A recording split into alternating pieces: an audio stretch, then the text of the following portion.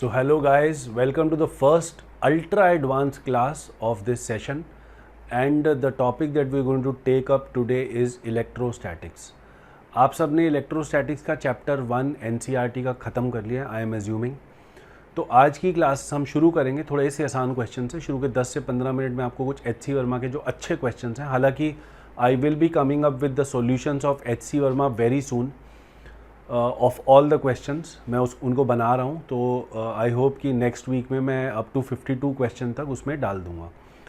तो आज की क्लास में हम क्या करेंगे, आज की क्लास में हम 15 मिनट शुरू के HC वर्मा के कुछ अच्छे क्वेश्चन जो मुझसे कई बार बच्चों ने पूछे हैं अभी रिसेंटली, मैं उनको डिस्कस करते हुए then we'll move on to the ultra advance questions. Okay, so let's start.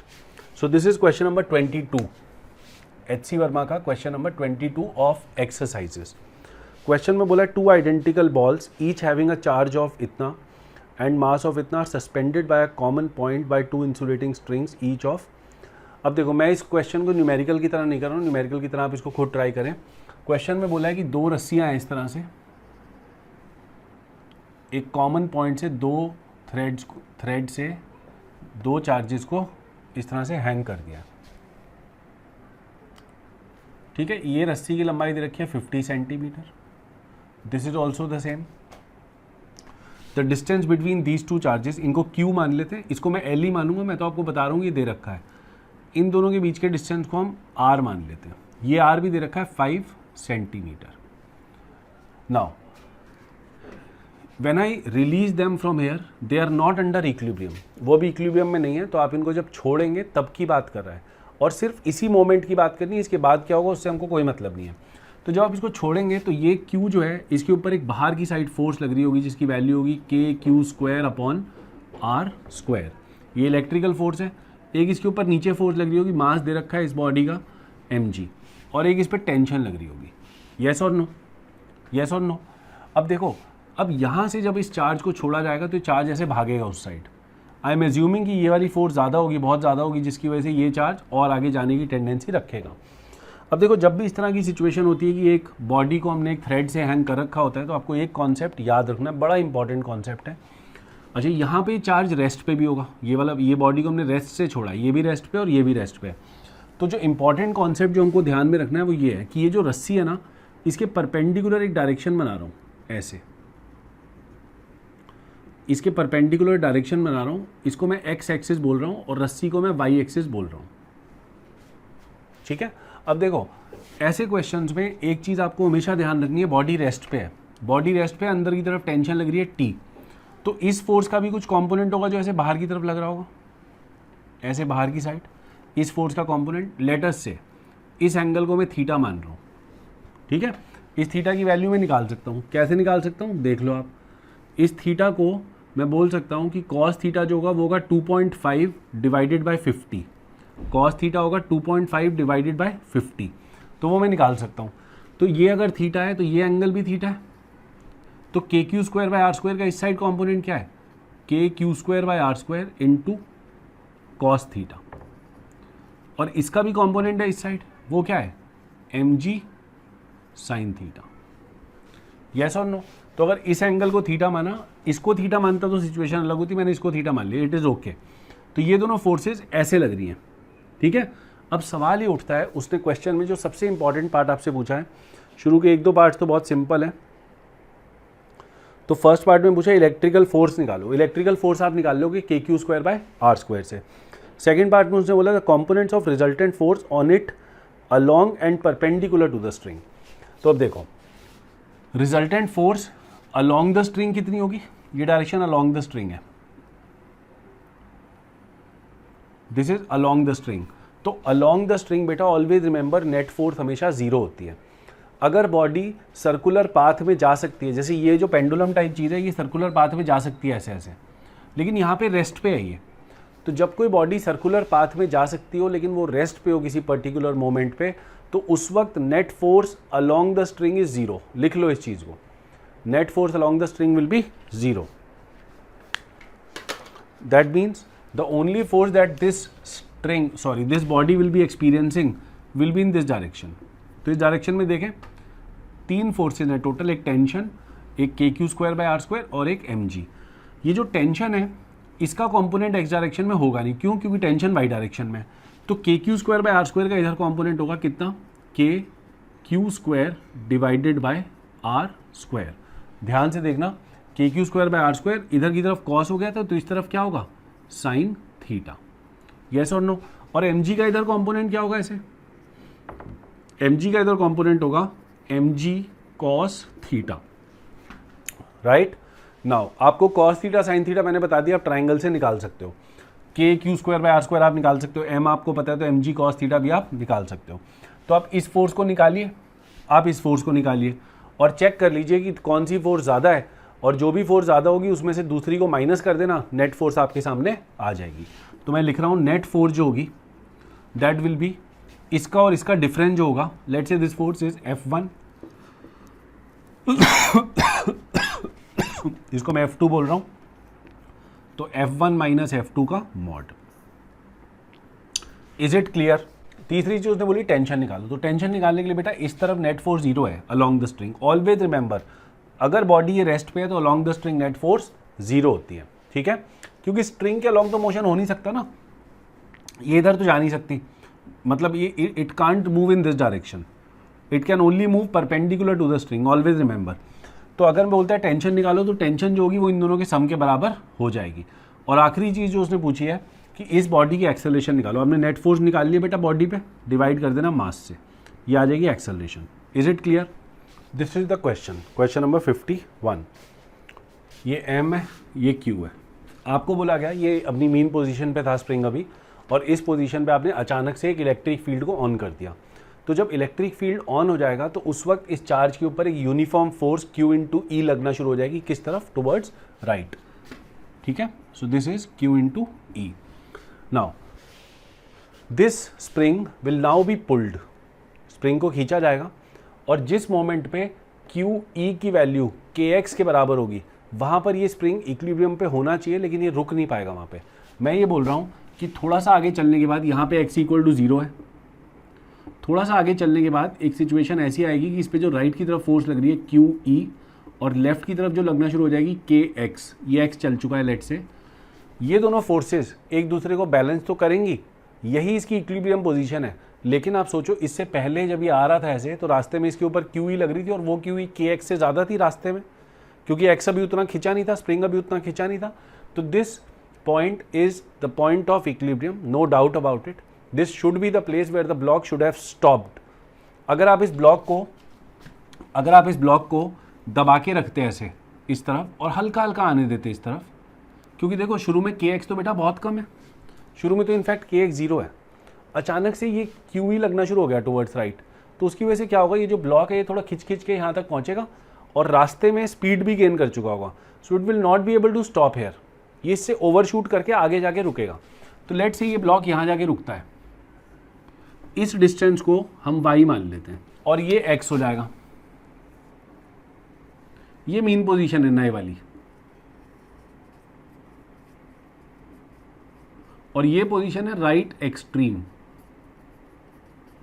This position is right extreme. तो इन दोनों पोजीशंस के बीच का जो डिस्टेंस है वही एम्पलीट्यूड के बराबर है। देखो कैसे होगा ये क्वेश्चन, आपने बोलना पहले तो x निकाल लो, ये वाला डिस्टेंस ये कितना है, इस डिस्टेंस में पहुंचकर क्यू ई और के एक्स बराबर है, तो यहाँ से हम बोलेंगे x निकालने के लिए क्यू ई को के एक्स रख दो, तो x की वैल्यू आ जाएगी क्यू ई अपॉन के। इसको भूल जाओ, इसको एक बॉक्स में बंद करो, इसको छोड़ दो, इग्नोर इट नाउ, ठीक है? Now we are interested in finding out y, once we get the value of y then we'll just do y minus x is equal to this distance. ये amplitude होगा बेटा, mean position से लेकर extreme position तक का जो distance है उसी को एम्पलीट्यूड बोलते हैं। चलो अब y निकालने के लिए हमने क्या करना है, यहाँ पे ब्लॉक देखो बेटा रेस्ट पे था, यहाँ ब्लॉक फिर से रेस्ट पे है, तो हम लगाएंगे वर्क एनर्जी थ्योरम। हम बोलेंगे इसके ऊपर जितना भी वर्क इलेक्ट्रिक फोर्स ने किया है और जितना भी वर्क स्प्रिंग फोर्स ने किया है, उन दोनों का जो सम होगा that will be equal to change in kinetic energy. तो मैं इसके ऊपर वर्क एनर्जी थ्योरम लगाता हूँ ब्लॉक के ऊपर, मैं बोलूँगा work done by spring plus work done by electric is equal to delta k. Delta k तो 0 है, क्यों? क्योंकि शुरू में भी रेस्ट पे है, बाद में भी रेस्ट पे है, तो के आई भी 0, के एफ भी 0, तो डेल्टा के हो गया 0। वर्क डन बाय स्प्रिंग, यहाँ से लेकर यहाँ तक स्प्रिंग ने कितना वर्क किया, स्प्रिंग वाई खींचा, वर्क डन बाय स्प्रिंग का फॉर्मूला क्या होता है, हाफ के x1 square minus half k x2 square, where x1 is the initial deformation and x2 is the final deformation, तो उन दोनों का डिफरेंस। तो इनिशियल x1 तो जीरो है, यहाँ पे था, तो यहाँ पे x1 इज जीरो, तो ये टर्म हो गई जीरो, केवल ये बची। So it is minus half K Y square plus work done by electric force. देखो जरा, इलेक्ट्रिक फोर्स एक यूनिफॉर्म फोर्स है, क्यों? क्योंकि इलेक्ट्रिक फील्ड आपने यूनिफॉर्म लगाया, तो यूनिफॉर्म इलेक्ट्रिक फील्ड में किसी चार्ज के ऊपर एक यूनिफॉर्म फोर्स लगती है, किस तरफ लग रही है? उसी तरफ लग रही है, उसी तरफ फोर्स लग रही है, उसी तरफ डिस्प्लेसमेंट हो रहा है। तो वर्क निकाल सकता हूं मैं कैसे? सीधा फॉर्मूला लगाओ, फोर्स इंटू डिस्प्लेसमेंट, क्योंकि कॉस ऑफ जीरो तो 1 होता है, तो फोर्स इंटू डिस्प्लेसमेंट, फोर्स है बेटा क्यू ई, डिस्प्लेसमेंट है वाई, इक्वल टू जीरो। निकालो यहाँ से वाई की वैल्यू, वाई की वैल्यू आएगी 2QE बाय के, सॉल्व करके देख लो। तो अगर मैं देखूं कि इन दोनों का जो डिफरेंस है, मुझे तो ये चाहिए, एम्पलीट्यूड तो यही होगा। एम्पलीट्यूड हमेशा मीन पोजीशन से नापते, जो नई मीन पोजीशन है। अगर ये इलेक्ट्रिक फोर्स ना होती, इलेक्ट्रिक फील्ड ना होती, तो मीन पोजीशन ये होती। लेकिन जब एक स्प्रिंग ब्लॉक सिस्टम के ऊपर एक कांस्टेंट फोर्स एक्ट करना शुरू हो गई, तो आपको पता होना चाहिए बेटा इक्विलिब्रियम शिफ्ट होके थोड़ा सा आगे पहुंच जाएगा, और यहाँ पे नया इक्विलिब्रियम होगा, और इसी के अबाउट ये ब्लॉक ऐसे ऐसे ऑसिलेट करेगा। Not about this position but about this position. तो इस मीन पोजीशन से यहाँ की जो राइट एक्सट्रीम की डिस्टेंस है, उसी को हम एम्पलीट्यूड का नाम देंगे। तो एम्पलीट्यूड हो जाएगा दिस माइनस दिस, तो एम्पलीट्यूड आएगा इन दोनों का डिफरेंस, क्या आ रहा है बेटा? QE बाय के। This is the answer. Question number 52 question और 51 क्वेश्चन में से एक बार बिल्कुल जेई मेंस है, एडवांस में कहीं पे आया है, मेरे को एग्जैक्टली याद नहीं है कहाँ पे पूछा गया है, बट इन्हीं में से एक क्वेश्चन पूछा गया है, ये वाला पूछा गया 52 शायद। यहाँ पे इलेक्ट्रिक फील्ड ऐसे लगा दी, ये डिस्टेंस d है, इसका मास m है और चार्ज q है। आपको बोला गया कि बताओ अगर ये ऑसिलेशन करेगा, यहाँ से जाकर ये टकराएगा इससे, तो ये कोलिजन इलास्टिक है। इलास्टिक कोलिजन का यहाँ पे सिर्फ इतना रेलेवेंस है कि जितनी स्पीड से जाएगा टकराएगा, उतनी स्पीड से टकराकर वापस भी आएगा। नाउ सी, यहाँ से लेकर यहाँ तक मोशन कैसा है? एक्सेलरेटेड या रिटार्डेड? शुरू में रेस्ट पे है, तो जब इलेक्ट्रिक फील्ड इस पर लगना स्टार्ट हो जाएगा, तो इस पर एक फोर्स लगेगी इस साइड, जिसकी वजह से एक्सेलरेट होगा इसी साइड, जिसकी वजह से इसकी स्पीड बढ़ेगी। तो यहाँ मैं बोलता हूँ ये पॉइंट है ए, ये पॉइंट है बी, तो मोशन हो रहा है ए से लेकर बी तक। इनिशियल वेलोसिटी है 0, एक्सेलरेशन है QE by m, uniform accelerated motion का कॉन्सेप्ट लगा रहे हैं। QE इसके ऊपर नेट फोर्स लग रही है, Q इंटू ई, है ना? तो ये QE बाय m जो है टुवर्ड्स राइट है, तो इसको प्लस में मान लेते हैं। यहाँ से लेकर यहाँ तक का डिस्टेंस या डिस्प्लेसमेंट कितनी है? Plus d। इन तीनों को यूज़ करो, इन तीनों को यूज़ करो, और t निकालो जरा, यहाँ से यहाँ तक का टाइम कितना है? तो वो टाइम जो होगा t, that will be equal to, आप s equal to ut plus half AT square लगाओ, तो d is equal to half into QE upon m into t का स्क्वायर। तो यहाँ से जो t की वैल्यू आएगी, उस t को मैं t1 बोल रहा हूँ। t1 का मतलब है a से लेकर b तक का समय, वो आ रहा है 2d अपॉन QE, और एक m यहाँ पे आ रहा है, रूट यहाँ पे आ रहा है। This is the value of t1। Yes और नो? Is it clear? बोलो। यह ब्लॉक यहाँ पहुँच गया, यहाँ पहुँच गया, किस गति के साथ पहुँचा है? ये वेलोसिटी निकालनी पड़ेगी, तो ये v निकालते हैं, वो होगी u प्लस AT। u तो 0 है, AT को निकाल लो, तो a कितना है? ये रहा, QE by m into root of 2dm by QE। QE को अंदर ले जाओ, m को भी अंदर ले जाओ, तो ये हो जाएगा QE ऊपर आ जाएगा, तो ये हो जाएगा QED अपॉन m। ये आ रहा है मेरे हिसाब से, 2 भी आएगा, सो it is 2QED upon m। इस स्पीड से जाकर के ये ब्लॉक यहाँ पे टकराएगा। जैसे ही टकराएगा, उसके बाद मोशन स्टार्ट हो जाएगा B से A तक का, जिसकी इनिशियल वेलोसिटी होगी माइनस QE, मतलब जितनी स्पीड से गया था, जितनी स्पीड से टकराया था, उतनी स्पीड से वापस आएगा, लेकिन नेगेटिव ऑपोजिट डायरेक्शन में। So it is 2QED upon m का root with a minus sign, ये u हो जाएगा। What else do we know? यहाँ से चला, यहाँ पे आ रहा है, तो फाइनल वेलोसिटी उसकी हो जाएगी 0, और एक्सेलरेशन उसकी होगी, फाइनल वेलोसिटी में जब यहाँ से चल के यहाँ पे आके कहीं भी रुकेगा, मुझे नहीं पता कहाँ रुकेगा, तो उसकी फाइनल वेलोसिटी हो जाएगी 0। Acceleration is still in this direction. मैंने अगर लेफ्ट साइड को पॉजिटिव माना है, तो राइट साइड की एक्सेलरेशन को मैं क्या मानूंगा? Plus QE by m। इन तीनों का यूज़ करते हुए मैं फिर से t निकालूंगा। वो t होगा b से लेकर वापस, मतलब b से बैकवर्ड्स, क्योंकि ज़रूरी नहीं है ना, हमको तो पता नहीं है कि ए पे ही जाके रुकेगा, ये तो हमको कन्विंस होना है, अभी प्रूव करना है इस चीज़ को। तो लेट से मैं निकालता हूँ, मैं टी निकालता हूँ, टी होता है V minus U divided by A. बचपन में पढ़ा है ना फॉर्मूला, क्या, t is equal to V minus U by A, ये वाला फॉर्मूला लगाया मैंने। तो इसको सॉल्व कर लो, इसी t के बराबर आएगा, अब देख लेना। तो ये आएगा q e m upon, sorry, ये आएगा 2dm अपॉन क्यू ई का रूट, चेक कर लेना, ये आएगा। ये हो गया टाइम t2। तो टोटल टाइम कितना हो गया, मतलब यहाँ से जाकर जाना और फिर वापस आके रुक जाना, तो उसका टोटल टाइम हो गया दिस प्लस दिस, ठीक है। तो टोटल टाइम ऑफ ऑसिलेशन हो जाएगा 2 times root of 2dm upon q e, ये हो जाएगा total time of oscillation. Now क्या ये भी कन्विंस हो जाएगी ए पे आके रुकेगा, it will stop at A only. देखें जरा, डिस्प्लेसमेंट निकाल लो s, इन सब का इस्तेमाल करते हुए s निकाल लो। तो s होता है v square minus you square upon 2a, v square है 0 माइनस यू स्क्वायर है इसका स्क्वायर कितना है 2qed by m divided by acceleration कितनी है qe बाय m, और एक 2 भी है नीचे। तो आप देख लो सब कुछ कट जाएगा, माइनस डी बचेगा बस, ये सब कट जाएगा, 2 से 2 चला गया, क्यू से क्यू चला गया, एम से एम चला गया, तो केवल माइनस डी बच गया। तो s equal to minus d का आना इस चीज़ का प्रमाण है, इस चीज़ का प्रूफ है कि ये ब्लॉक दीवार से टकराकर वापस भी डी डिस्टेंस ही आएगा। तो इसका मतलब ए से चलेगा, बी पे जाएगा, टकराएगा, वापस टकरा के बी पे आएगा। मैं आपको इसका एक एनालॉग बताता हूँ, इसका एक एनालॉग ग्रेविटी में भी एग्जिस्ट करता है, ध्यान से सुनना। अगर एक टावर है, आपने बॉल को यहाँ से छोड़ दिया, बॉल नीचे आई, स्पीड बढ़ती गई, दीवार से टकराई, मतलब ज़मीन से टकराई, और टकराकर इलास्टिक कोलिजन हुआ, वापस चली गई, बॉल वापस चली गई, यस और नो। तो यहाँ पे हमको पता है कि यहाँ से नीचे आने में कितना समय लगेगा, कितनी वेलोसिटी होगी, वी नो एवरीथिंग।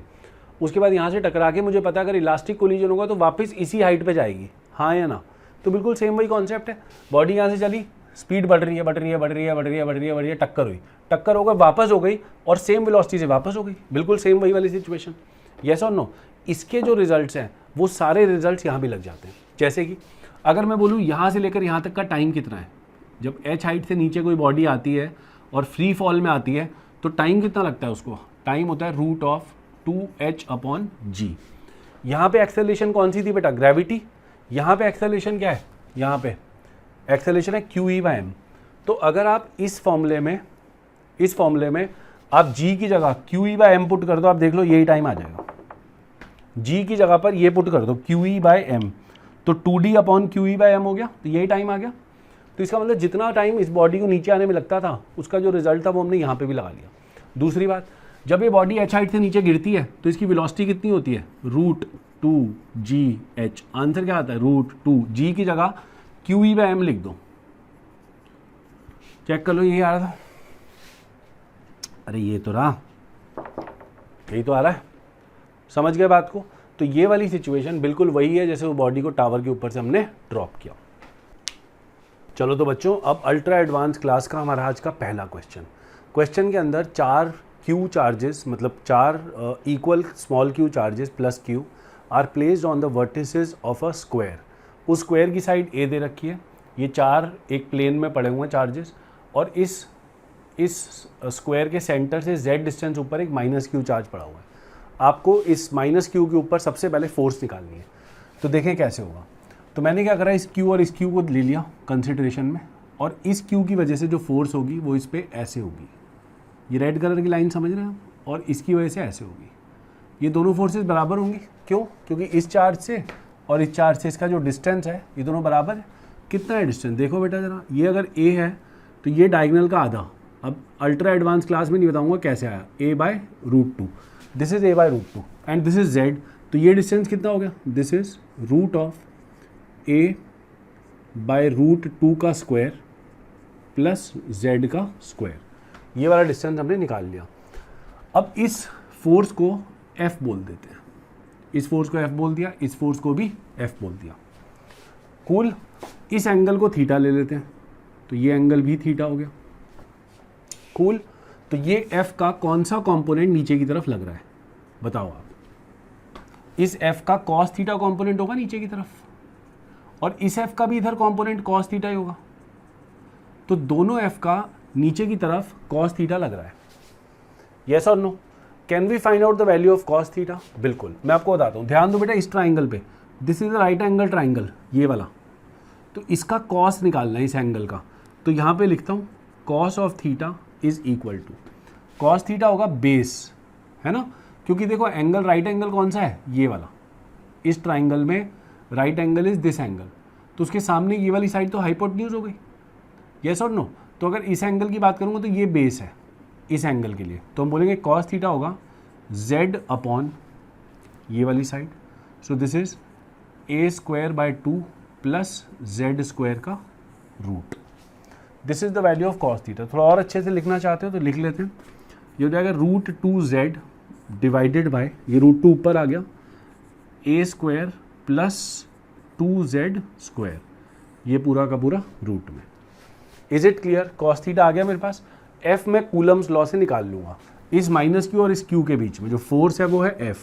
तो F की वैल्यू आएगी K Q अपॉन इसका स्क्वायर, तो इसका स्क्वायर आएगा a square plus 2z square divided bye 2, उस 2 को ऊपर ले आके यहाँ लिख दिया। ये आ गई F की वैल्यू, ये आ गया cos थीटा। तो क्या F cos थीटा आ गया? देखो जरा, इस F का एक कंपोनेंट ऐसे भी होगा, ऐसे,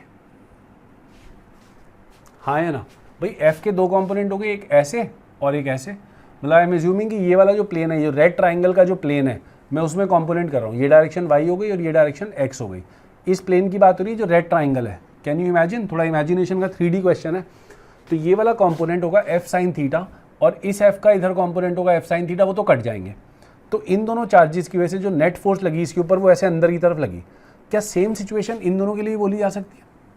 बोलो। तो इन दोनों की वजह से भी सिमिट्री होने की वजह से जो नेट फोर्स लगेगी इसके ऊपर, वो ऐसे अंदर की साइड लगेगी। तो टोटल फोर्स इस पे जो हो गई वो हो गई 4F cos थीटा। तो हम लिखेंगे नेट फोर्स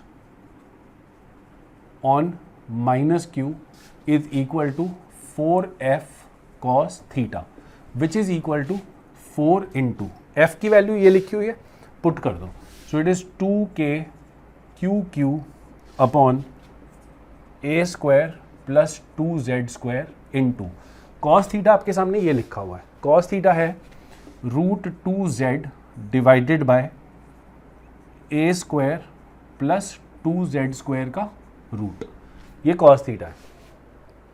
ठीक है, थोड़ा इसको सॉल्व कर लो तो नेट फोर्स आ जाएगी 8K QQ, 8 के साथ एक √2 भी लिख दो। ठीक है, z आ गया साथ में, नीचे आ गया a square plus 2z square की पावर 3/2।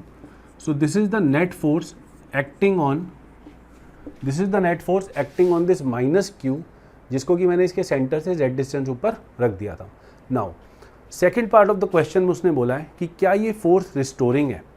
आपने अगर इसको यहाँ पे रखा होता, आपको पता है स्क्वायर का सेंटर नल पॉइंट होता है, तो अगर आपने इसको यहाँ रखा होता तो इसके ऊपर फोर्स 0 लग रही होती, लेकिन आपने इसको थोड़ा यहाँ से डिस्प्लेस कर दिया ऐसे ऊपर, तो फोर्स नीचे लगना शुरू हो गई। So that mean this force is restoring in nature. और जहाँ भी रिस्टोरिंग फोर्स आती है वहाँ पर कुछ ना कुछ करके, अगर मैं SHM की बात कर पाऊँ तो बड़ी खुशी होती है। तो SHM की बात ही करनी है। सेकेंड पार्ट में उसने बोला है find the time period of SHM। लेकिन क्या ये SHM की फोर्स है? The answer is no. क्या ये SHM की फोर्स है? The answer is no. क्या ये SHM में कन्वर्ट हो सकती है? The answer is yes. हमें बहुत अच्छे से आता है। डिनोमिनेटर गड़बड़ कर रहा है, क्योंकि अगर ये फोर्स केवल z के प्रोपोर्शनल आ जाए तो ये SHM हो गया। डिनोमिनेटर गड़बड़ कर रहा है, उस गड़बड़ को ठीक करेंगे। कैसे करेंगे? z को बहुत छोटा मान लेंगे इसके मुकाबले, a के मुकाबले। तो a स्क्वायर प्लस ये जो टर्म लिखी हुई है केवल a स्क्वायर रह जाएगी। तो अगर मैं ऐसा करता हूँ ये वाली अप्रॉक्सीमेशन लगाते हुए, तो नेट फोर्स जो होगी इस चार्ज के ऊपर, that will come out to 8√2 KQQ divided by, नीचे होगा a स्क्वायर की बार 3/2, यानी कि a का क्यूब। यहाँ पे आएगा z, यहाँ पे आएगा साथ में माइनस साइन। माइनस साइन हमने अपनी कन्वीनियंस के लिए लगाया है। अब ये जो चीज़ है z के साथ जो लिखी हुई है, आपको पता है स्टैंडर्ड एसएचएम की इक्वेशन क्या होती है, f is equal to minus k x, यहाँ पे एक्स या जेड है कोई बात नहीं, तो ये जो चीज़ है ये के बराबर आ गई, वेयर के इज व्हाट, के is the force constant of SHM, जिसकी वैल्यू क्या होती है, जिसकी वैल्यू होती है एम ओमेगा स्क्वायर। तो यहाँ से हम बोलेंगे m omega square is equal to 8√2 k q q upon a q. यहाँ से ओमेगा की वैल्यू निकल के आएगी root of 8√2 k q q upon m a cube. This is the value of omega. बस यहाँ से आपको क्या करना है, टाइम पीरियड निकालना है। टाइम पीरियड तो सीधा हमको पता ही है 2 पाई बाय ओमेगा होता है, तो आंसर आ जाएगा 2 पाई रूट ऑफ, इसका उल्टा करके लिख देंगे, so it is m a cube divided by 8√2 k q cube. This is the answer. ठीक है, तो इस तरह के 3D के जो क्वेश्चंस होते हैं they are very very important for JEE advance. ये जेई मेंस वेंस में नहीं आते ऐसे क्वेश्चंस, एडवांस में ऐसे क्वेश्चंस आ सकते हैं। चलो एक छोटा सा क्वेश्चन कराऊंगा और फिर उसके बाद एक थोड़ा अच्छा क्वेश्चन आपको करने को दूंगा। मान लो एक चार्ज है Q1, ठीक है, ये पड़ा हुआ है X1, Y1, Z1 कोऑर्डिनेट पे, और एक चार्ज है Q2, ये पड़ा हुआ है X2, Y2, Z2 पे। ठीक है, ये चार्ज फिक्स है, ये चार्ज भी पॉजिटिव है और ये चार्ज फिक्स नहीं है। हमको निकालना है इस वाले चार्ज पे नेट फोर्स कितनी होगी। Find out the net force on charge Q2। ठीक है, रोको 2 मिनट, सॉल्व करने की कोशिश करो। चलो तो सिंपल है, ये चार्ज भी पॉजिटिव, ये चार्ज भी पॉजिटिव, तो ये जो वेक्टर है, ये वेक्टर जो 1 से शुरू हो रहा है 2 पे खत्म हो रहा है, इसको हम बोलते थे, याद है आपको, R12 वेक्टर, सॉरी इसको बोलते थे R21 vector. This is R21 vector, remember. तो इसको निकालने का तरीका क्या है, इसको निकालने का तरीका है कि आप R2 में से R1 को माइनस कर दो।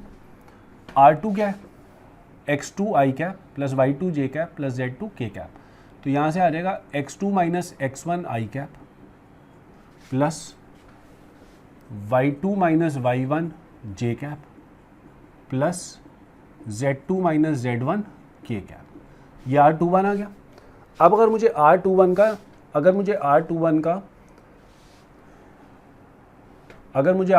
का लेट से मुझे इसका मैग्नीट्यूड चाहिए, क्योंकि मेरे को तो यूनिट वेक्टर से मतलब है ना, इस तरफ जो यूनिट वेक्टर लगेगा वो इंपॉर्टेंट है मेरे लिए। तो R21 का मैग्नीट्यूड चाहिए मेरे को, तो वो होगा X2 माइनस X1 का square plus Y2 minus Y1 का स्क्वायर, ये डिस्टेंस फॉर्मूला भी पढ़ा हुआ है आपने, प्लस Z3 माइनस Z1 का स्क्वायर और पूरे का रूट। हाँ या ना, यही होगा। अब देखते हैं फोर्स निकालते हैं, इन दोनों के बीच में फोर्स कितनी है। तो फोर्स जो होगी 2 के ऊपर 1 की वजह से, that will be equal to, scalar relation लिख रहा हूँ पहले, के Q1 Q2 अपॉन इसका square, so it is X2 minus X1 का square plus Y2 minus Y1 का square plus Z2 minus Z1 का स्क्वायर। यस और नो? तो मैंने Q1 Q2 by are square लगा दिया, Coulomb's law, into R21 unit vector, तो direction भी आ जाएगी। R21 यूनिट वेक्टर कैसे लिखूंगा बेटा, R21 वेक्टर को, इस वाले वेक्टर को इससे डिवाइड कर दूंगा। तो अगर मैं लिखना चाहूँ यहाँ पे, तो ये हो जाएगा X2 minus X1 I cap plus Y2 minus Y1 J cap plus Z2 minus Z1 K cap, और डिवाइडेड बाई इससे डिवाइड करना है, तो मैं यहाँ पे इसको 3/2 कर रहा हूँ। This is the answer. समझ में आया? वो जो मर्जी सवाल आपसे पूछ ले, you will be able to solve it within a fraction of a second, अगर आप ये चीज़ समझते हो। Not in a fraction of a second, but 1-2 minute में हम कर लेंगे इसको। अब इसके ऊपर एक क्वेश्चन मैं आपको दूंगा, आप वीडियो को पॉज करें और उस क्वेश्चन को सॉल्व करने की कोशिश करें। Let's see the third question, जो आप खुद करेंगे। आपको 3 चार्जेस दिए हुए हैं, पहला चार्ज माइनस Q, दूसरा चार्ज +2Q, तीसरा चार्ज +Q। ये वाला चार्ज पड़ा हुआ है 0, A पे, ये पड़ा हुआ 0, A पे, ये पड़ा हुआ B, 0 पे। आपको बताना है कि इस चार्ज के ऊपर नेट फोर्स कितनी है। तो इस चार्ज के ऊपर ये भी फोर्स लगाएगा और इस चार्ज के ऊपर ये भी फोर्स लगाएगा। वीडियो को पॉज करो, डायग्राम बनाओ और सोचो। चलो सॉल्यूशन देखते हैं क्या होगा इसका। ये 0, A, ये चार्ज है यहाँ पे, ये 0, है, ये चार्ज है यहाँ पे, ठीक है, ये 0, a है, ये 0, -a है, और वो कहाँ पे b, 0, यहाँ पे b, 0 पर कौन पड़ा हुआ है, q पड़ा हुआ है। ओके, अब देखो इसकी वजह से जो यहाँ फोर्स लगेगी, ध्यान दो, वो इस तरफ होगी ऐसे, यस और नो। तो ऐसे भी लिख लेते हैं, ये Q1 है, ये Q2 है, ये Q3 है। तो ये वाला जो वेक्टर होगा, ये वाला जो 1 2 से शुरू होकर 3 पे ख़त्म हो रहा है, इस वेक्टर को बोलेंगे Q32, सॉरी इस वेक्टर को बोलेंगे R32। हाँ या ना, बोलो। देखो इस वेक्टर को आपने एक डिस्प्लेसमेंट वेक्टर की तरह देखना है। तो इसकी इनिशियल पोजीशन कौन सी है, ये वाली, फाइनल कौन सी है, ये वाली। तो ये वेक्टर को जब लिखूंगा तो final position minus initial position होता है ना ये, तो R32 को मैं ऐसे ही तो लिखता हूँ R3 माइनस R2। तो ये फाइनल पोजीशन, ये इनिशियल पोजीशन। तो लिखते वक्त उल्टा, मतलब एक तरह से थोड़ा समझने वाली बात है कि जो वेक्टर 2 से स्टार्ट होगी 3 पे खत्म होगा, उसका नाम R23 नहीं होगा, उसका नाम R32 होगा। ये समझने वाली बात है।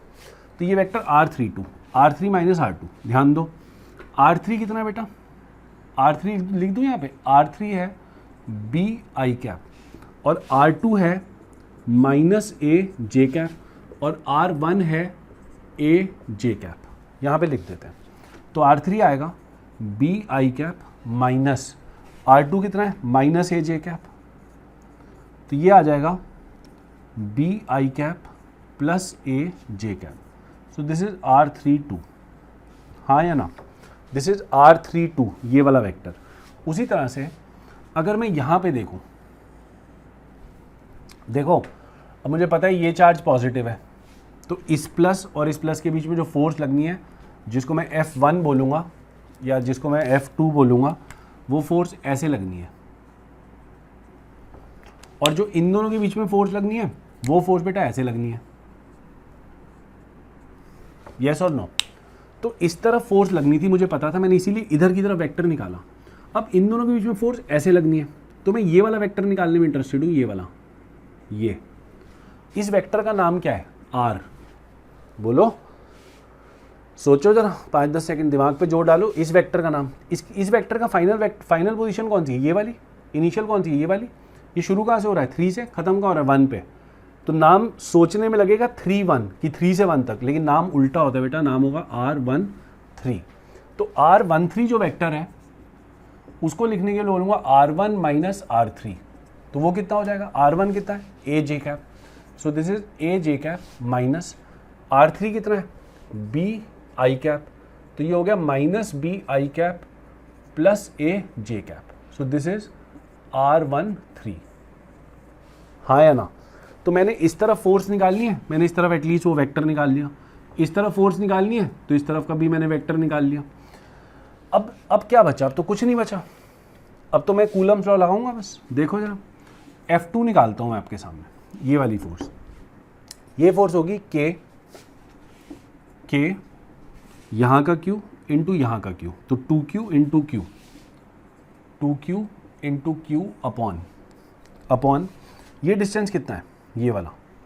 इस वेक्टर का मैग्नीट्यूड ये डिस्टेंस है, यस और नो। तो कितना है, b square plus a square का रूट।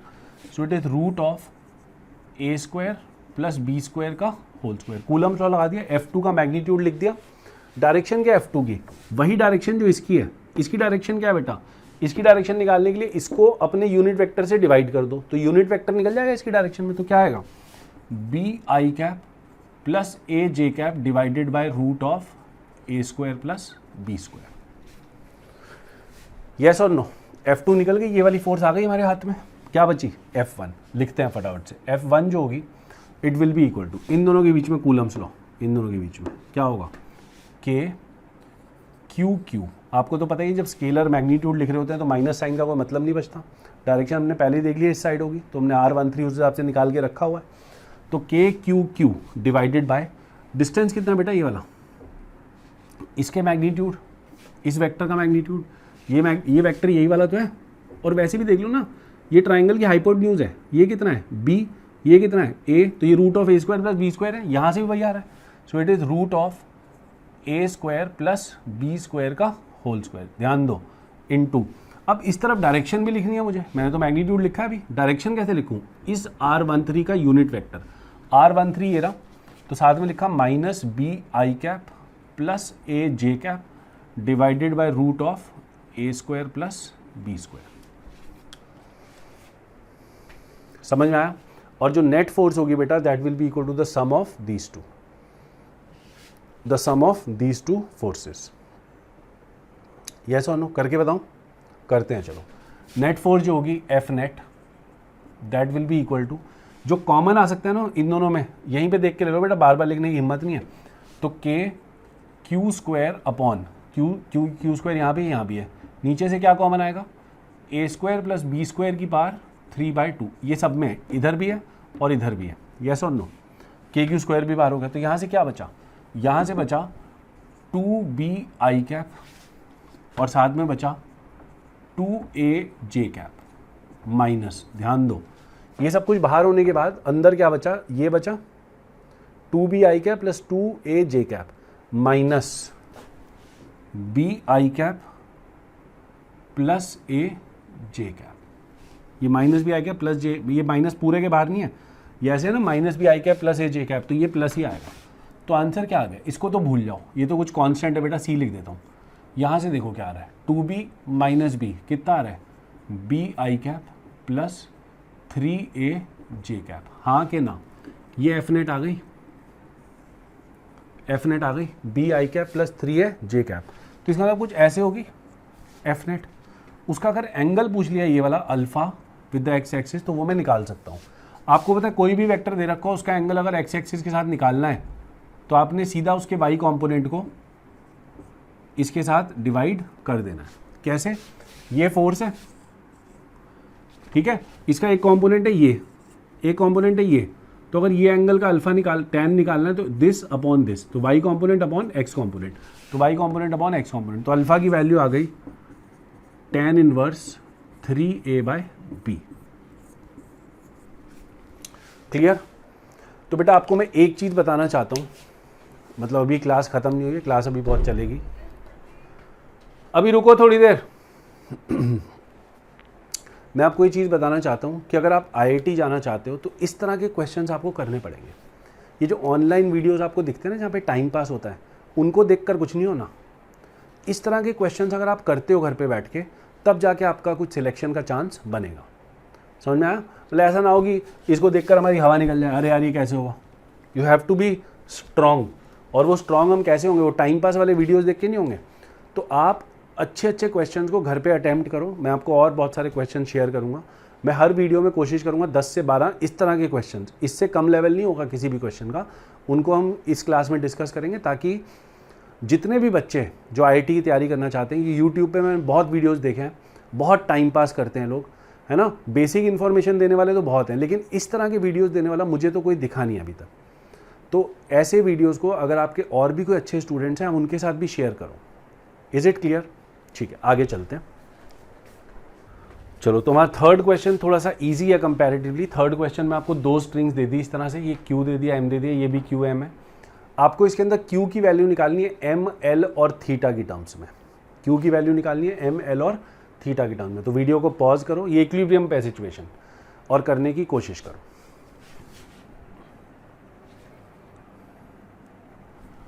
चलो, तो देखते हैं कैसे होगा। इस तरफ फोर्स लग रही होगी कितनी? K Q अपॉन यहाँ से लेकर यहाँ तक का डिस्टेंस 2x मान लें, ये x हो गया, ये भी x हो गया, तो K Q अपॉन 2x का होल स्क्वायर। अब देखो x की वैल्यू मुझे पता है कैसे, ये L है, ये थीटा है, तो ये L cos थीटा, और सामने की साइड ये वाला L sin थीटा, तो ये जो x है ये एक्चुअली L sin थीटा के बराबर है। तो ये आ जाएगा K Q square upon 2L sin theta का square, so it is 4L square sine square theta. Yes और नो? तो मुझे ये पता लग गई फोर्स। ये सारे नोन, मतलब नोन, Q इज अननोन, बाकी सब तो नोन है इसके अंदर। L और थीटा तो हमको दे ही रखा है क्वेश्चन में, M भी दे रखा है। चलो, नीचे की तरफ फोर्स देख लेते हैं कितनी है। नीचे की तरफ फोर्स है mg, ये फोर्स हो गई, ये फोर्स हो गई। एक फोर्स है ऐसे टेंशन। यस और नो? कंपोनेंट्स कर दूं? मैं आपको इसका एक लैमीज थ्योरम का तरीका भी बताता हूँ। ये एंगल थीटा है तो ये एंगल थीटा होगा ऑल्टरनेट एंगल, ये हो जाएगा टी कॉस थीटा, और इस साइड हो जाएगा बेटा टी साइन थीटा, मैं लिख नहीं रहा हूँ, इस साइड हो जाएगा टी साइन थीटा। तो हम क्या बोलेंगे, T sine theta is equal to K Q square upon 4L square sine square theta, और T cos theta is equal to mg। दोनों को डिवाइड कर दिया तो हमारे पास आ गया tan थीटा। थीटा दे रखा है, घबराने की जरूरत नहीं, tan थीटा आ गया। राइट में आ गया के Q square upon 4L square sine square theta divided by mg। ये इधर चला गया, आंसर आ गया के Q square mg upon 4L square sine square theta, ये आ गया tan थीटा। हाँ या ना? यहाँ से सॉल्व करके हम बड़े आराम से निकाल सकते हैं अब क्यू की वैल्यू। निकाल लो क्या आ रही है, सॉल्व कर लो इसको, जो भी आंसर आएगा that will be the answer. ये तो हो गया मेथड 1। चलो सेकंड मेथड इस क्वेश्चन को सॉल्व करने का क्या है, इधर फोर्स लग रही है F, इधर फोर्स लग रही है T, और नीचे फोर्स लग रही है mg। ठीक है, this is how the forces are acting. Now this angle is theta, ये एंगल थीटा है, तो यहां से ये एंगल भी कितना होगा, थीटा। यस और नो? ये एंगल पूरा कितना है, ये वाला, ये 90 है। ठीक है, ये कितना है, ये भी 90 है, तो ये कितना है निकाल सकते हैं। This is 180 minus theta. एक थ्योरम होता है लैमीज थ्योरम, लैमीज थ्योरम है ना। This is based on the sine rule of the triangles that you have studied in trigonometry. क्या बोलते हैं लैमीज थ्योरम कि अगर एक ही पॉइंट से 3 फोर्सेस पास कर रही हैं such that they are in equilibrium, ध्यान देना F1, if from one point there are 3 forces which are passing, F1, F2 and F3। F1 के ऑपोजिट एंगल है अल्फा, F2 के ऑपोजिट एंगल है बीटा, F3 के ऑपोजिट एंगल है gamma. अगर ऐसी सिचुएशन आती है तो लैमीज ने बोला था कि जो F1 है उसको साइन ऑफ उस एंगल से डिवाइड कर देना जो उसके सामने है, alpha is equal to F2 के सामने जो एंगल है उससे F2 को डिवाइड कर देना, मतलब F2 को डिवाइड करना sine of the angle in front of F2। उसी तरह से F3, दिस इज F3 के सामने एंगल है गामा, तो it will be equal to F3 upon sine of gamma. आप इसको यूज़ करें तो यहाँ पर तो हम क्या बोलेंगे, देखो जरा, F अपॉन 180 माइनस थीटा का साइन, समझ गए, इस F के सामने ये वाला एंगल है, ये वाला। उसी तरह से mg के सामने कौन सा एंगल है, मतलब जिसमें mg इन्वॉल्व ना हो, तो देखो जरा ये एंगल देखो 90 प्लस थीटा, इसमें केवल F और T इन्वॉल्व है, mg इन्वॉल्व नहीं है, तो mg के सामने है 90 प्लस थीटा, तो साइन ऑफ 90 प्लस थीटा। और T के सामने कौन सा है जिसमें T इन्वॉल्व ना हो, T इन्वॉल्व नहीं है इस 90 के अंदर, साइन 90। तो इस इक्वेशन को यूज़ करके आप यहाँ से tan ऑफ थीटा निकाल सकते हो। ठीक है, और उसको यूज़ करते हुए आप Q की वैल्यू भी निकाल सकते हो। ये F मेरे को पता है बेटा, ये मेरे को पता है ये कितना है, के Q square upon 2L sine theta का होल स्क्वायर, ये मुझे पता है। ठीक है, तो इसको पुट करते हुए साइन ऑफ 180 माइनस थीटा होता है साइन थीटा, और साइन ऑफ 90 प्लस थीटा होता है cos theta with a minus sign. ये साइन थीटा होगा और ये कॉस थीटा होगा विद प्लस साइन। ठीक है, तो उससे आप थीटा निकाल लें, इन दोनों को यूज़ करते हुए, इन दोनों को इस्तेमाल करते हुए क्यू निकाल लें, क्यू, सेम आंसर आ जाएगा। एक तीसरा तरीका भी है इसको करने का, चलो एक थर्ड मेथड देखते हैं इसको करने का।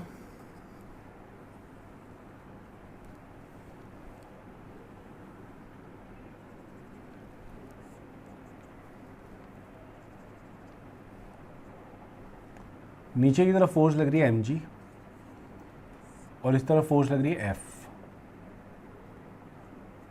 ये एंगल है थीटा। देखो जरा, ये चार्ज इक्विलिब्रियम पे है, ये चार्ज इक्विलिब्रियम पे, यहाँ से फोर्स जा रही है टेंशन। अगर कोई बॉडी इक्विलिब्रियम पे होती है बेटा, तो एक कॉन्सेप्ट तो है कि उस पर नेट फोर्स जीरो होगी, और दूसरा कॉन्सेप्ट है कि उसके ऊपर नेट टॉर्क भी जीरो होगा। तो नेट फोर्स जीरो करके तो हमने देख लिया। अगर मैं इस पॉइंट को देखूँ, इसको बोलते हैं पॉइंट ऑफ सस्पेंशन। तो पॉइंट ऑफ सस्पेंशन के अबाउट अगर मैं बोलूँ कि इस बॉडी के ऊपर नेट टॉर्क भी जीरो है, तो मैं कुछ गलत तो नहीं बोल रहा, तो बड़ा आसान है। हम बोलेंगे इस बॉडी के ऊपर जो F है, ये वाली फोर्स, ये कैसा टॉर्क लगा रही है, मतलब कैसे घुमाने की कोशिश कर रही है, एंटी क्लॉकवाइज। और mg कैसे घुमाने की कोशिश कर रही है, क्लॉकवाइज। तो F का जो टॉर्क होगा और mg का जो टॉर्क होगा वो आपस में ऑपोजिट है, और वो आपस में अगर इक्वल भी हो गए तो नेट टॉर्क इसके ऊपर जीरो हो जाएगा, तभी ये रेस्ट पे भी होगी बॉडी। तो यहाँ से हमने बोलना है कि फोर्स का टॉर्क, F का टॉर्क और mg का टॉर्क इक्वेट करा दो। तो ध्यान दो, ये पॉइंट है जहाँ जिसके अबाउट आप टॉर्क निकाल रहे हैं, ये फोर्स है F। तो यहाँ से हमने एक लाइन बना दी जिससे F पास हो रही है। तो इस फोर्स का लाइन ऑफ एक्शन ये रहा। तो ये डिस्टेंस निकाल लो, कितना है, ये L है, तो ये कितना है, L साइन थीटा। तो F का टॉर्क है बेटा F multiplied by L sine theta. तो F L sine theta should be equal to mg का टॉर्क कितना है, mg की लाइन ऑफ एक्शन ये है, mg का लाइन ऑफ एक्शन ये है। तो इस पॉइंट से ये वाला डिस्टेंस निकाल लो, उस डिस्टेंस को इस mg से मल्टीप्लाई कर दो, तो ये होगा mg इंटू ये वाला distance which is L cos theta. 1 second में आंसर आ गया। इस इक्वेशन को F को तो आप जानते हो क्या लिखना है, के Q square upon 4L square sine square theta. समझ गया कैसे, R का स्क्वायर हो तो ये पूरा डिस्टेंस का स्क्वायर, ये 2L साइन थीटा ये पूरा, तो ये आ गया into L sine theta is equal to mg L cos theta. Solve कर लो, क्यू निकाल लो, वही आ गया जो हमने तीनों मेथड से करके निकाला है। I hope it is clear. हमने तो आज की क्लास में 3 क्वेश्चंस बहुत अच्छे वाले करे। ऐसे ही धीरे धीरे करके मैं आपको ऑलमोस्ट हर हफ्ते में 1-2 दिन इस तरह की क्लासेस हम करा करेंगे, ठीक है। तो जितने भी लोग जेई एडवांस के पेपर में इंटरेस्टेड हैं, they should be doing such question, ताकि उनकी प्रैक्टिस अच्छे से हो सके, ठीक है। तो आज की क्लास को हम यहीं पर रोकते हैं। Thank you so much for watching. और अगर आपके कोई भी डाउट है तो please don't hesitate to send them to me on WhatsApp और call me up, whatever you want. We'll discuss these kind of questions on the phone. Thank you so much.